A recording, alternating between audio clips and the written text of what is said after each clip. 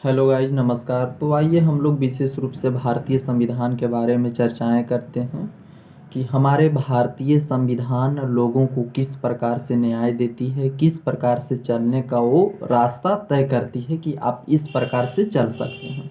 और एक बात और है कि हमारे भारतीय संविधान जो इंडियन कॉन्स्टिट्यूशन है उसमें एक वर्ड लिखा गया है मौलिक अधिकार। तो इसके बारे में हम लोग विशेष रूप से आज का वीडियो में, आज का ब्लॉग में हम लोग चर्चा करने वाले हैं कि हमारा फंडामेंटल राइट्स मौलिक अधिकार क्या हैं, क्या ये मौलिक अधिकार उन विदेशी नागरिकों पे लागू होते हैं और क्या भारतीय नागरिकों पे लागू होते हैं। तो इस चीज़ के बारे में हम लोग विशेष रूप से विश्लेषण करने वाले हैं।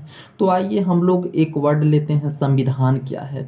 तो जिस प्रकार से एक परिवार में जो परिवार का हेड, जो मुखिया होती है, उसका निर्णय होता है, उस मुखिया का जिम्मेदारी होता है कि हमारे परिवार में कोई बच्चे, कोई बुजुर्ग, कोई महिलाएं भूखा नहीं रहें, वो सही डायरेक्शन, सही दिशा में चले, नियम कानून के दायरे में चले।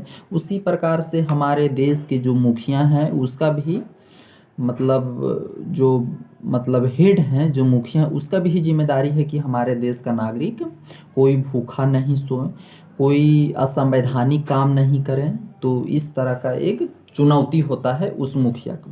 तो हम लोग समझते हैं कि संविधान क्या है। तो संविधान दो वर्डों से मिलकर के बनी है। एक क्या है, सम, और प्लस विधान। सम मतलब क्या होता है, तो बराबर, विधान मतलब नियम कानून। तो वह नियम कानून जो भारतीय नागरिकों पे एक समान रूप से कार्य करती है, वह नियम कानून को संविधान कहते हैं। तो संविधान क्या है, तो नियम कानूनों का एक लिखित दस्तावेज है। जो बोला जाता है कि हमारे भारतीय संविधान, हमारे इंडियन कॉन्स्टिट्यूशन जो है वो विदेश, जो बोला जाता है कि विदेश लिखित में सबसे बड़ा है, और विदेशी संविधान यानी विदेशी जितने भी देश हैं, रूस हैं, अमेरिका हैं, चीन है, पाकिस्तान, इन सारे देशों से विख्यात है, विकराल रूप है और लिखित में एक बड़े दस्तावेज हैं। तो हम लोग समझते हैं कि हमारे संविधान में एक वर्ड है फंडामेंटल राइट्स, मौलिक अधिकार, जो भाग 3 में चर्चा की गई है, जो अनुच्छेद 12 से लेकर के 35 तक लिखा हुआ है।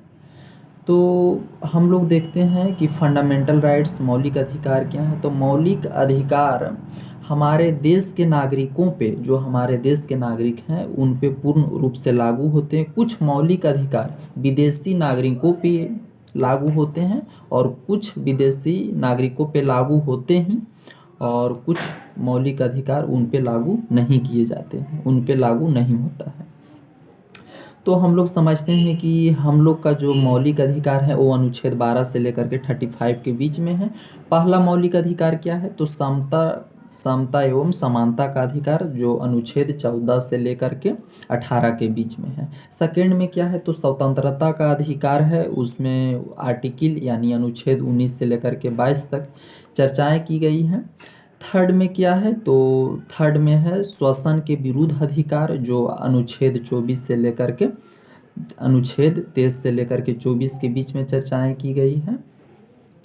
और फोर्थ नंबर में जो है वो संवैधानिक, फोर्थ नंबर में जो है धार्मिक स्वतंत्रता का अधिकार, जो अनुच्छेद 25 से लेकर के 28 के बीच में है। और पांचवा जो है सांस्कृतिक एवं संवैधानिक अधिकार, जो 29 से 30 के बीच में है। और यहाँ पे एक मौलिक अधिकार संपत्ति का अधिकार था, जो अनुच्छेद 31 में था, उसे हटा करके यानी भाग 12 में अनुच्छेद 300 के काम में 44वें संविधान संशोधन 1978 में इसको अमेंडमेंट, सुधार करके भारतीय संविधान का भाग 12 में ऐड कर दिया गया है।